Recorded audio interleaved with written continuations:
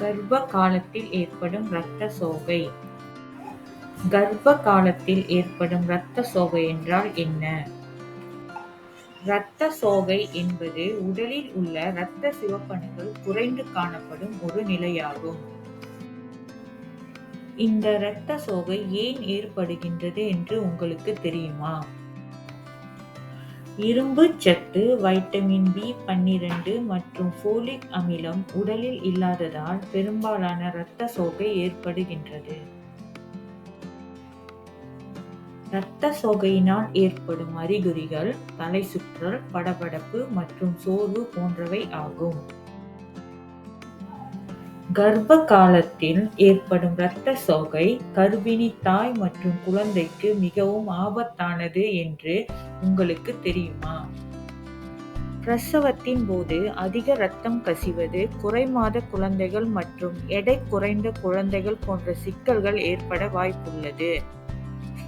நாம் நமது அன்றாட உணவு வகையில் இரும்பு சத்து உள்ள உணவுகளை தேடி உட்கொள்ள வேண்டும். அவை கச்சான் வகைகள், தானியங்கள் மற்றும் டோஃபு ஆகும். மேலும் பச்சை காய்கறிகள், சிவப்பு வண்ணத்திலான இறைச்சிகள், கோழியின் கல்லீரல், சிப்பி வகைகள் போன்றவை அடங்கும். ஒவ்வொரு நாளும் வழங்கப்பட்ட ஹெமாடினிக் மாத்திரைகளை தவறாமல் உண்ணுங்கள். ஹெமாடினிக் மாத்திரைகளை சரியாக எடுத்துக்கொள்வது மிகவும் முக்கியம். ஹெமாடினிக் மாத்திரைகளை வெறும் வயிற்றில் அல்லது சாப்பிட்ட 2 மணி நேரத்திற்கு பிறகு உட்கொள்ள வேண்டும்.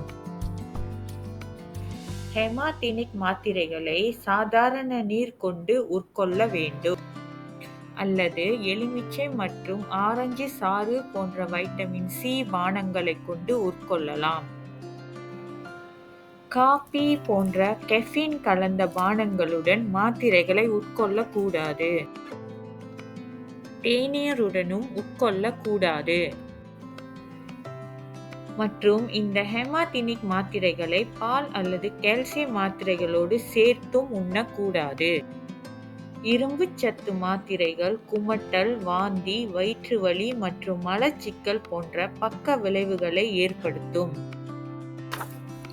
நீங்கள் ஏதாவது பக்க விளைவுகளை எதிர்நோக்கினால் உடனே உங்கள் மருத்துவரை நாடுங்கள். அவர்கள் உங்களுக்கு பொருத்தமான ஹெமாடினிக் மாத்திரைகளை கொடுப்பார்கள். நினைவில் கொள்ளுங்கள், கர்ப்ப காலத்தில் இரத்த சோகையை தடுக்கலாம், சிகிச்சையும் அளிக்கலாம். ஆரோக்கியமான உணவை பின்பற்றுங்கள் மற்றும் உங்கள் ஹெமாடினிக் மாத்திரைகளை சரிவர எடுத்துக்கொள்ள மறவாதீர்கள். ஆரோக்கியமான தாய் மற்றும் குழந்தையை உறுதி செய்வதற்காக ஒன்றாக இணைந்து இரத்த சோகையை தவிர்ப்போம்.